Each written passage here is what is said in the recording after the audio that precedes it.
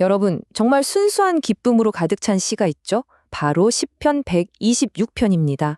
아마 많은 분들이 사랑하는 시일 텐데요. 읽기만 해도 벅찬 감동이 밀려오는 그런 시죠. 이 시는 이렇게 시작합니다. 여호와께서 시온의 포로를 돌려보내실 때에 우리는 꿈꾸는 것 같았도다.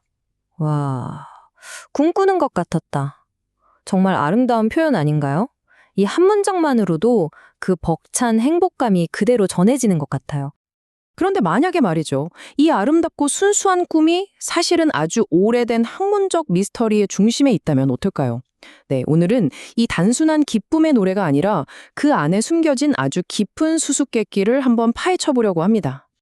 좋습니다. 그럼 지금부터 이 놀라운 시 뒤에 숨겨진 퍼즐을 함께 풀어볼 텐데요. 우리가 따라갈 여정은 이렇습니다.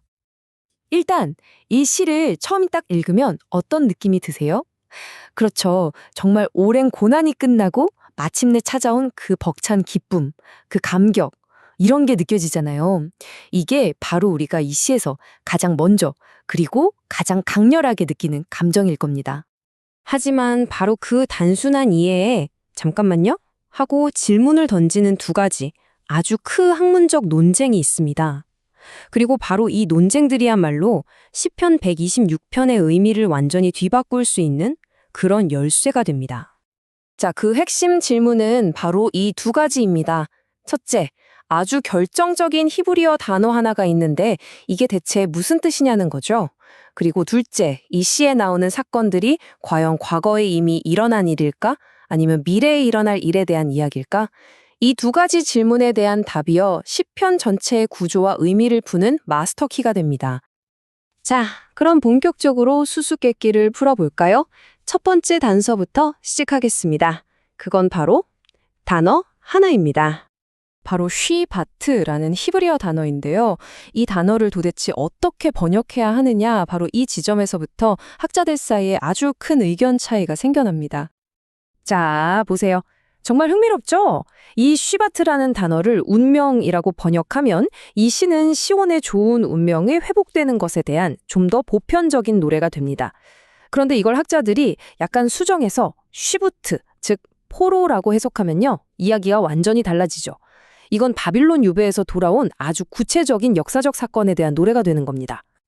그러니까 단어 하나를 어떻게 보느냐에 따라 완전히 다른 두 가지 이야기가 만들어지는 거예요.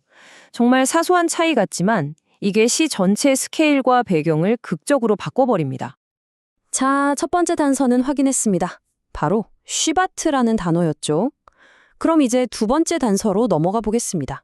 이번에는 시간에 대한 문제입니다.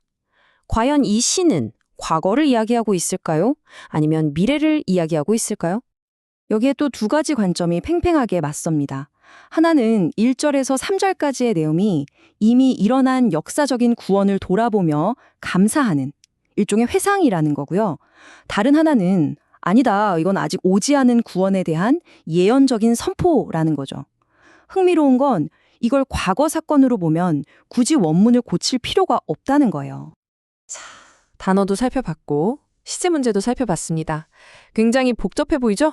그런데 이 단서들을 다 모아놓고 보면 이 두 가지 관점을 모두 아우르는 정말 우아하고 명쾌한 해결책이 모습을 드러냅니다.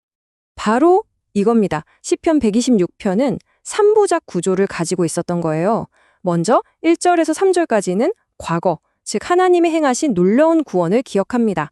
그리고 4절에서는 현재, 바로 그 도움이 지금 우리에게도 필요하다고 간절히 외치죠. 그리고 마지막 5절, 6절에서는 미래, 그 기쁨의 회복이 반드시 올 거라는 확신에 찬 희망을 노래하는 겁니다. 그러니까 이건 과거냐, 미래냐의 문제가 아니었던 거죠. 과거의 기억이 현재의 기도를 통해 어떻게 미래의 희망으로 이어지는지를 보여주는 완벽한 서사입니다. 결국 핵심은 이거예요. 과거는 그냥 흘러간 기억이 아닙니다. 바로 미래를 향한 희망의 근거, 그 이유가 되는 거죠. 과거에 우리를 도우셨으니 지금도 도우실 것이고 미래에도 기쁨을 주실 거라는 믿음의 연결고리인 셈입니다. 그리고 이 놀라운 과거, 현재, 미래의 구조는요, 시인이 사용하는 아주 강력한 비유들을 통해 훨씬 더 생생하게 우리에게 다가옵니다. 시인은 자연에서 두 가지 기가 막힌 이미지를 가져옵니다. 첫 번째는 네게부의 시냇물이에요. 쩍쩍 갈라진 사막의 마른 강바닥에 겨울비가 내리면 순식간에 강물이 차오르잖아요. 하나님의 회복이 바로 그렇게 갑작스럽고 생명력 넘치게 임할 거라는 거죠. 그리고 두 번째는 바로 농사의 비유입니다. 지금의 슬픔과 고난은 마치 눈물을 흘리면서 씨앗을 심는 것과 같다는 거예요. 하지만 그 끝에는 반드시 기쁨의 노래를 부르며 풍성한 수확을 거두게 될 거라는 약속입니다. 그래서 결국 이 구절로 돌아오게 됩니다.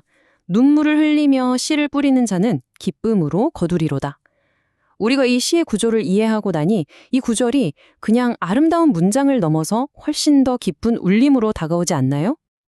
자, 이제 마지막으로 여러분께 질문을 하나 드리고 싶습니다. 여러분의 과거 기억은 어떻게 미래의 기쁨을 위한 씨앗이 될 수 있을까요? 이 고대의 시가 우리에게 알려주는 것처럼 우리의 지난 경험들이 어떻게 오늘을 버티고 내일을 희망하게 하는 힘이 되는지 한 번쯤 생각해 보는 건 어떨까요?